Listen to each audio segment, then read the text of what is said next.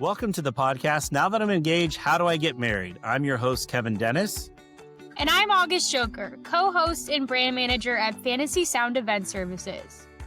In addition to leading the charge at Wedding IQ, I also run Fantasy Sound Event Services, a lighting and entertainment company based in Livermore, California, that I founded over 35 years ago.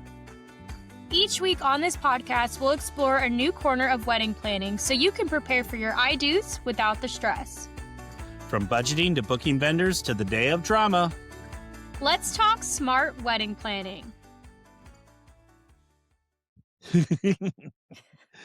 All right, folks, welcome to another episode of Now That I'm Engaged, How Do I Get Married? We're here with myself, Kevin, your host, and our co-host, August, as well. And folks, we're with Steve Bouchard, and he's going to be talking to us today about educating couples on event needs and improving satisfaction and reducing misunderstandings. So, Stephen, welcome to the episode. Thank you. All right, perfect. And Stephen, can you tell us a little bit about yourself and how we got you here today? Absolutely. So my name is Stephen Bouchard. I own a company called Magical Memories Entertainment, and we are an entertainment concierge service. And what that really means is that we bring the right entertainment, the right providers for our clients' needs, the best fit for the best needs.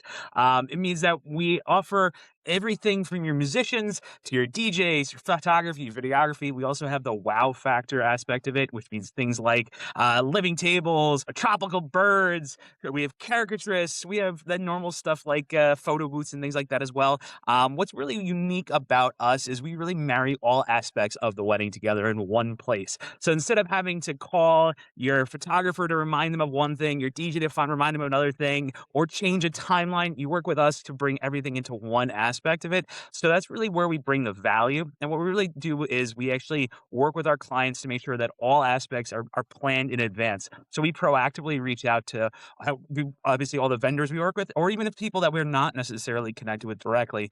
And we make sure that we're all on the same timeline. And we proactively reach out to venues and vendor coordinators to ensure that everybody's on the same page. Because at the end of the day, the most important thing for us is making sure that we have harmony between all vendors. I love it. All right. So, Stephen, we're here to talk about event needs. So when we say event needs, what are we really talking about beyond like decor, aesthetics, and all that kind of good stuff? I mean, that's my world. Event needs are really what we do. I tell everybody, we're not an event planning company. It's a big differentiator. A lot of people say, oh, you're the event planner. We're not an event planner. I like to think of us as a logistics company. That's really what we do is we really do the all of the wedding logistics. So that is all of your key vendors, whether it's the photography, the videography, the DJ, the live musician, the like I said, the caricaturist. You want somebody pouring champagne on a spinning circle that's in the middle of your dance floor as guests are arriving to really give them a wow factor. Those are all vendors. Those are all pieces of the puzzle. And, you can bring on a wedding planner to help you coordinate that. Their job is really to work on the details and figuring out exactly, being on site and helping to ensure that their things are happening at the same time. They're not the ones that know the vendors. They're not necessarily also the ones that know which vendor is the right fit to ensure that your vision comes to life. That's really where we come into play is bringing that idea and translating what your thought is and what you want it to be to what the reality is possible. And that's kind of where that play comes in. So you're speaking of vendors, when you're speaking about vendors and you're speaking about choosing the right vendor, that's the kind of stuff that you're looking at is the people that are on site physically doing the thing on the day of your wedding. I love it. The thing. Yeah, it's very, very unique. Like, I don't know if I've ever heard of that before, but I'm sure you guys, because you offer so many services, have a lot of ideas of what goes into event needs. Do you ever feel like couples maybe underestimate how many like moving parts go into the day and into running a smooth event? Well, there's a lot to that question. First and foremost, the answer is yes. There's a lot that goes into every wedding. So I think everybody, no matter how big or small you go, you underestimate how much goes into it. I actually got married last year myself, and I have to say, after doing this for 20 years and getting married myself, I can very honestly admit there's things I had no idea existed and happened. So I feel for every bride and groom out there, every couple that's considering it out there. Guys, don't feel bad. even somebody that's been doing it for 20 years had a hard time. So it is a real thing. But what I always say to couples is the best way to make your life easier is hiring good people, is bringing on a team, because it's a team effort at the end of the day. And the biggest aspect of that is getting a team that's going to be willing to work together. You don't want ego in there. You don't want people that are like, it's my way or the highway. And that's really the number one thing I always tell my brides and my clients is that you're looking for somebody that's going to be on your side, because the idea that it's your wedding day, it's your day, is the most important thing. And somebody that believes in that and that has that mission to deliver it, no matter what that might be, and no matter what that might look like. At the end of the day, you need somebody that's going to be pushing for that goal. I love it. All right. So what are some top event-related misunderstandings you see between like couples and vendors? I mean, the classic ones are really to start. It depends on the vendor. So I mean, that's the hardest thing. There's some key ones that are classic, like timing and like location and stuff like that. And that comes down to miscommunication. That's not telling somebody something. That's not keeping up with it. There's two aspects of that. I say it's not just the bride and groom. I say it also is heavily on the vendor, whoever you're bringing in. We have in our company we have a multi-step process in that. When you first book with us, we obviously gather all the information we need, but then we also do a check-in where we're doing our planning process, because we actually go beyond just showing up and doing the thing. So we go in into, like I said, I always want to make sure that we're well aware of what's going to happen, how things are going to run, how it's supposed to go. So planning is a huge aspect of it. So that's another check-in to say, hey, where are we going? When is it? Well, all these details. And then even right before the day of, things change, and we all know it. And you forget, did I tell the DJ that we're actually going to be moving one room over because we have now more people, or vice versa? Or did I tell the photographer we really want to do a first look now and it's going to be down the street? Because those things do happen, and maybe you didn't tell one of those vendors. Maybe you forgot to mention it. Maybe you did tell them and they forgot. They were dropping their kids off of school. You got to remember, vendors are still human too. That's a reality. Like, we are humans. Things do, get forgotten. But how do you ensure it as a bride and groom? You bring in people that do those double checks. You bring in people that make sure that they're. You don't want to be that person that's responsible for all that. So if you bring in those people that have been doing this, like I said, for 20 years for myself, you then can feel confident that they have built in these checks and these verifications to ensure that they are really able to make sure these details are checked and verified. But the biggest ones, to kind of tie back to your original question, the biggest things I always see, I mean, timing, location, key details that are like minute details. And I want to say key because key makes it sound like big things. These are more like the nitty gritty. Like, I really wanted a photo of this mantelpiece. I really wanted this group of people. At my wedding, we had a bunch of my fraternity brothers were in there, and we almost until the end we didn't get a picture with all the fraternity brothers. And one of my brothers said to me, he's like, "Oh, we should do a photo together." And I didn't even think of it, but that's like a key detail that could be missed. Is that it would have been like, darn, I didn't get that. But if you want something like that, you really need to vocalize it. And that's the biggest thing, is telling them those small things that are important to you, because it may not be something that happens at every wedding, and those are the things that are going to get missed, or the things that are not common at every wedding. Yeah, and I might be getting a little bit ahead of myself here, but what kind of questions would you recommend couples ask their vendors, so that way, if they are wanting a picture with their fraternity brothers, or those small little details that your company takes care of, what kind of questions should they be asking? I mean, the planning stuff is the most important thing. As I said from the beginning, that's kind of where I hang my hat on most things. Is I think the pre-planning, the ensuring ahead of time that your vendors that you're bringing in have a established process. And most vendors do. Most people that have been doing this a long time, whether it be a Google Doc, it could be a PDF that you fill out. It could be a full system that you go in there, log in, and do the thing. There are different ways. And honestly, some are better than others, and it doesn't necessarily matter. The big thing is that they have something in place. That's really the biggest thing that you want to start by saying is, what is the planning process? If they're like, well, just tell me whatever you want to do. Whatever you guys want to do, we'll do that. I've heard that, especially from like DJs, like, on the day of, I got all your information, but whatever you guys want to do, you just tell me whenever you want to do that dance, whenever you want to do your speeches, you tell me, I'm here for you. I get very about that. just because it's your big day. You shouldn't be the one making those decisions. You shouldn't be deciding on that. How the hell do you know if the caterer is going to be bringing out food when you want to do the first dance? Like, how do you know? You don't.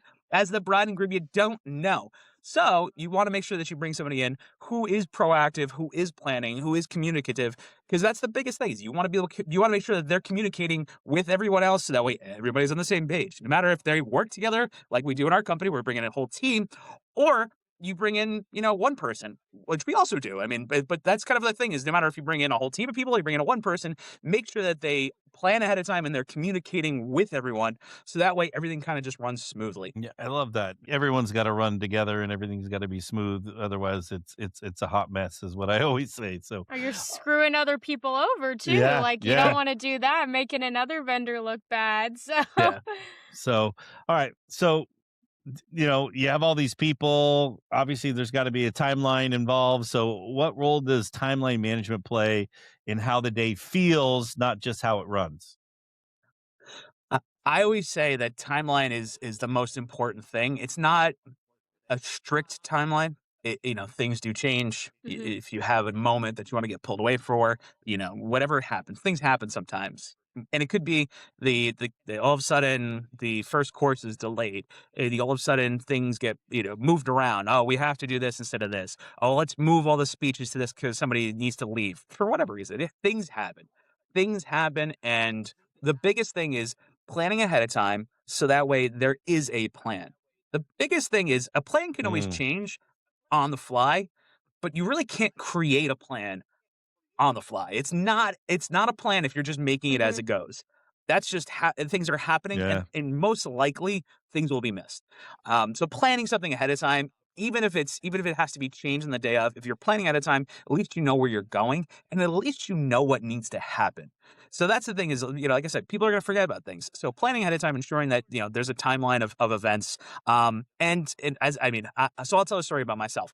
I DJ'd a wedding on New Year's Eve, and I showed up to this venue, and I walk in and I'm like, okay, we did all the prep thing, whatever, but all we were doing is DJ. I was one person, sole DJ MC, very simple.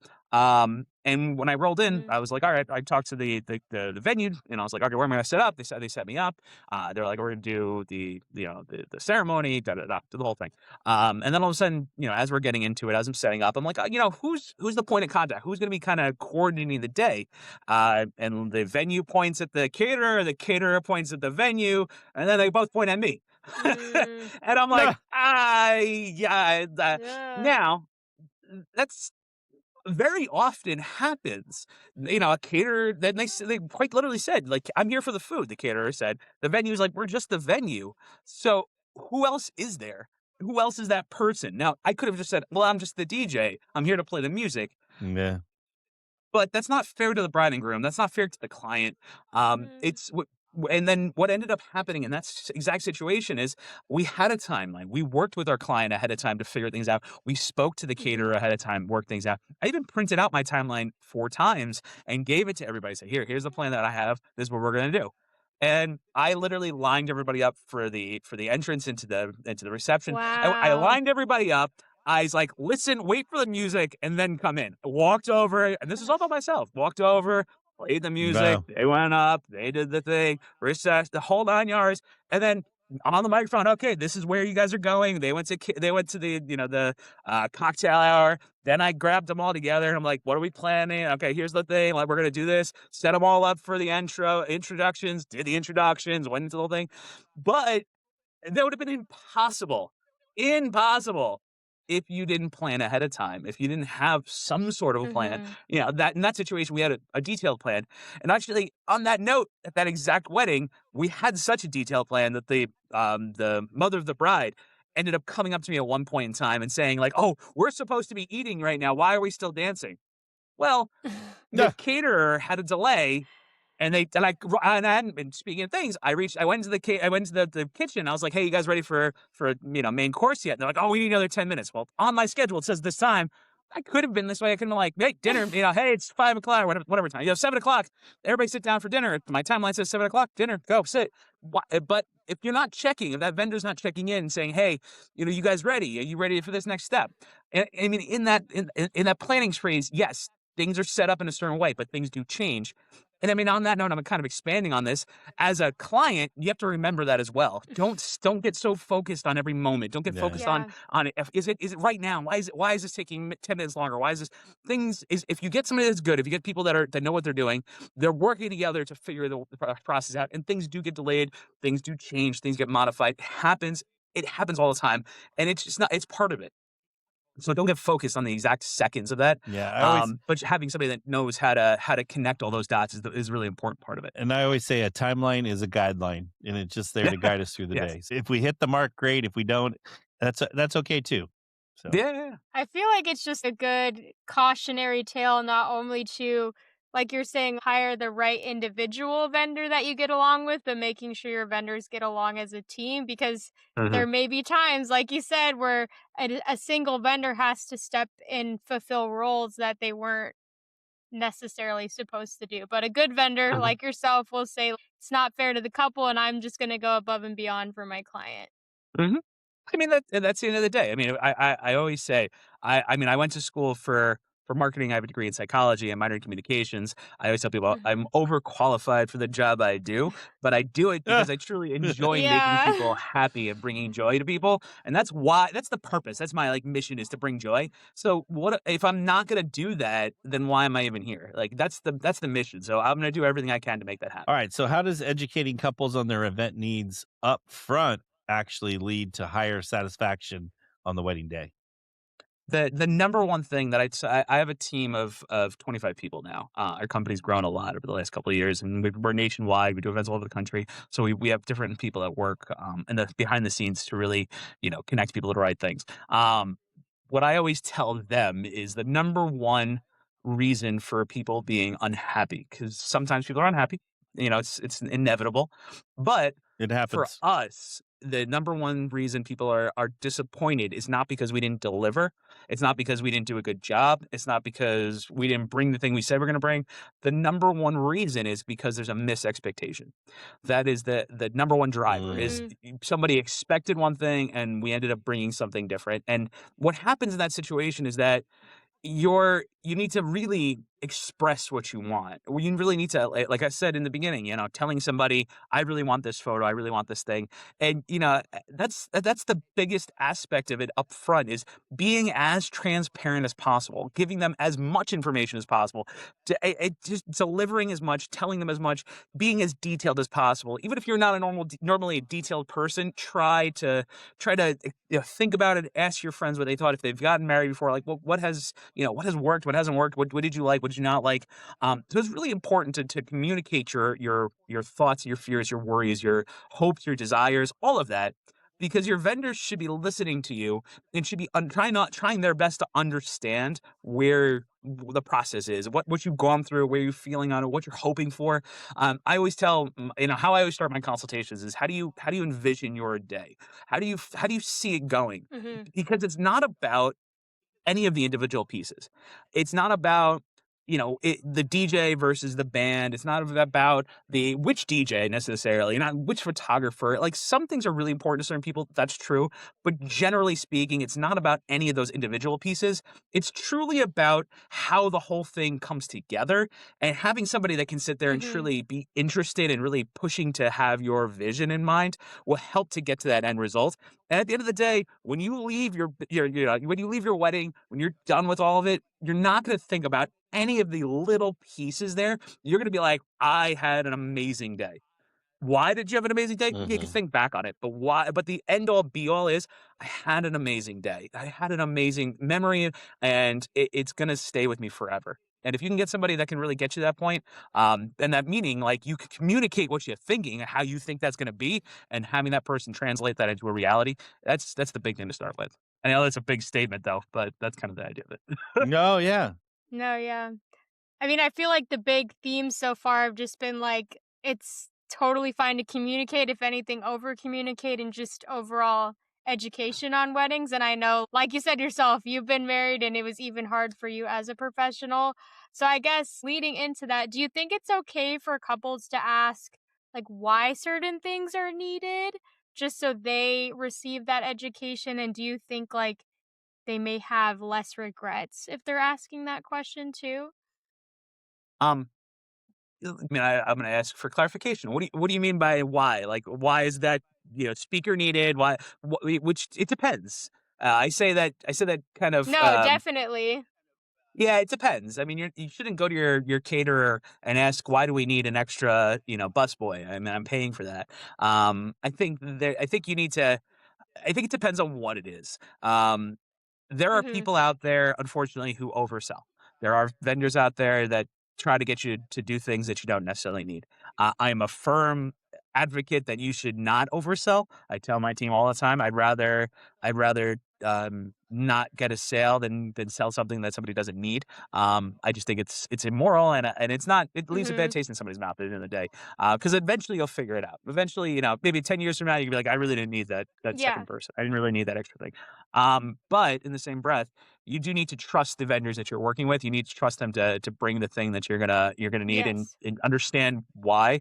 And your vendor should really be able to translate that before you get into the event, before you even get to the contracting process. When you're, like I said a moment ago, translating your vision into reality, but during that process, explaining to that person Mhm. why they want, what's the reason why they want that. You want this experience. Great. Here's how we get there, and here's the pieces that we need to get there. Not, I got you, we can do that. Even though that's kind of the way I approach things, is I'm like, I know after 20 years of doing this, trust Yeah. me, you're fine, we're good. And you can have the right situation. If you trust your vendor, that might be your your way of doing it. But like, trust that vendor. Then I think the big problem that I often have is that we talked about over communication. That's can be a, Mhm. a double-edged sword. I think a lot of vendors, if there are any vendors Mhm. out there or professionals out there listening right now, they're probably like, oh yeah, over Yeah. communication. That can be challenging. There can be over communication. The big aspect of that is understanding, or not understanding, is trusting the vendor. And once you've decided on who to go with Yeah. and you've communicated, you've set it up, you've got it documented, you started the timeline, you wrote out a timeline, now let it go to the wind and trust the person that you're there with, because they're going to take what you told them and deliver it. So that's the biggest thing, is communicate early. That's the big thing. Communicate early and then trust later. Because at some point, you've communicated as much as you can. They've learned as much as they can. They're going to do as much as they can. Well, and you're talking about communicating early. Like, should couples start discussing like all their event logistics, earlier to avoid last minute stress? Or, like, is there a right time to do all this? Or, I know as a vendor, I get frustrated when there's like I get little bits and pieces instead of getting the whole picture all at once. Uh-huh. So what's the right what way do you feel the right way is to do that? Great question. I think it's a step by step process. I think people Mhm. have a really hard time doing everything at once, and that's just Hmm. some people are really great at multitasking and thinking about multiple things. But decision fatigue is a real thing. So take step by step. Mhm. When you're in the beginning process, you're booking your vendors. Really truly listen to the idea of having a timeline of when you want to get things done, setting yourself a deadline. Hey, I really want to book my photographer by the end of the month. Then once you get that finished and figured out, then change your mindset and say, okay, now I really want to get my music figured out, within the next week. I've picked 3 people, breaking them Hmm. down, da da da. So take it step by step, chunk by chunk, and that helps you with this timeline process. And then while you're going through like the booking process, don't necessarily start getting into the planning of the photographer, the planning, because they're going to send you the paperwork that they need or the planning forms they need Yeah. or whatever. Don't worry about that yet. You still have time, do that thing. Don't keep it till the last second, but get the things you need to do when you need to get done, Yeah. because it's easy to start processes. It's easy to start. This is anything in life. It's anything in any company, whatever you're doing. It's easier to start something. You can start something, but finishing it is the hard part. So now, if you start lots of Yeah. things, by the time you get to start, you've started everything. Now you're like, oh my God, I'm so like overwhelmed by all of this. So it's because you started so many things. You have Yeah. so many things to do now. But if you take it chunk by chunk, working down that process, that's the big thing. That being said, you need to work on it, methodically. You have to start, work on it, find an end date, and get it done. push yourself. If you have kids, if you have work, you're traveling, buying a house. I mean, there's so many things that happen in life that delay those processes, but push yourself because you're going to one of the most expensive days of your life. You're going to one of the most meaningful days of your life. You're going to one of the most, one of the days that has the most people that have ever been in one spot for you in your life. So at the end of the day, that is a big pressure. It is. So give it the credence it deserves. You're not going to show up there's so many more things in life that you put a lot of thought and effort into, and people don't do it as much as their wedding as they should. So remembering how big of a day this is and how much you're putting into it, give it the attention and time it needs, even if it's a couple hours a day. But if you do it in a chunk by chunk process, it makes it a lot easier to get it done. I don't know if that directly answers your question, but to answer your question more so is that if you start early and then give yourself a timeline, no aspect of that feels like it's overwhelming, and you can get those things done in a timely fashion. And then, push to get it done earlier than you think you need to. If you think you need to get it done a month out, push to try to have everything done 2 months out. Inevitably things will change. Inevitably things will evolve. People will, you'll fall out of friendship with people. People will, move to different parts of the world. People will cancel. Things happen. So things will change as you get closer. Just don't leave it till as you're lining up. Going back to another story. We were DJing another wedding, and my DJ, I just happened to be there. I showed up to just shake the hands of the bride and groom and wish them luck. And my DJ was lining up the couples and the bridal party for the entrance, and literally as they were lining up, the bride's like, "Oh, can we change this song? We want to do this. Can we move these? Can we?" Yeah. At the end of the day, like I said, no matter if it's me or if the guy that worked with me, they all have the same drive to bring that moment that really matters to that person. So the answer is yes, but that's not an ideal situation. Setting up, trying to change things on the fly, downloading new music while he's sitting there at the DJ booth before people are walking through the door. High stress for the person that's doing it. And there are vendors out there that would be like, no. But the thing is, that's the extreme. That is like the worst case scenario. But I mean, I've had stories for myself where, at 4 o'clock in the morning, the day before the wedding, somebody sending me their paperwork, that kind of stuff. That's just asking for trouble. That's asking for problems. That's when it becomes way too tight. And that's unfortunately, like I said, you're not giving yourself the timeline. You're not giving yourself the buffer. Yeah. So like we used to be like, oh, we need paperwork 2 weeks out. Now we're like, we need our final paperwork a month out, because that gives us time to process everything, put everything where it needs to be. And it's also not fair to you got to remember, there are other people involved, companies out there, even if you're one person who does it, if you're hiring that photographer who's a sole person and they're just doing one wedding, but they have other weddings throughout the year. They have other events. They have family matters. They have all the other things. They're people too. So they have things. So you have to give them time to do that stuff. You're not as unfortunate as it sounds, or you're not the only thing in every vendor's life. You have to remember that they do have other things going on, No, so they have to still life. So giving them the time to make that happen, and then the more time you give them, the more likely they're going to be completely on point for you. Yeah. Well, and I feel like you get out of it what you put into it. It's kind of, I feel like, the theme you were That's a good getting point. at. And like, the more work you put into it, the more time you spend thinking about those things that you're going to want the day of, and not changing our minds last minute, right? But yeah, I feel like that's really what it comes down to. I agree. Yeah. I mean, you can change your mind. Things do happen. Like I said, it's good. But that Oh, goes back to the totally. communication Yeah. factor. Make sure that you communicate before you're lining up, because I'm sure it wasn't the thought that came up to your head. No, yeah. We've all had moments like that. They are they are crazy. So, all right, Steven, do you think, or can you tell us maybe 1 or 2 misunderstandings that you wish couples knew how to avoid before they start booking vendors and really get deep into the planning process? I think I know the that's a big number one, so. the number one thing that I'm a part of a lot of wedding Facebook groups around the country, and one theme that I often see is people saying, I'm okay, I'm okay with a college student. I'm okay with somebody brand new. I'm okay with somebody that's starting off, and that's fine. I always say there's the right tool for the right job. So it's fine to know to get somebody like that. People need an opportunity, need experience.